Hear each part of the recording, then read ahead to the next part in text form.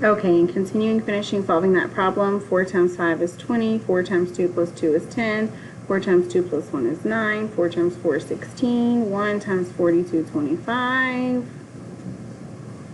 and then 3 times 5 is 15, 3 times 2 plus 1 is 7, 3 times 2 is 6, 3 times 4 is 12, nothing here and here, 0, 5, 14 plus 2 is 16, another 16, 12, 3, 1, and then you move your decimal 3 places over, I'm sorry, 4, and then you have 132.665 as the area of your circle, minus the area of your rectangle. Make sure you line up your decimals, 665.72 feet squared.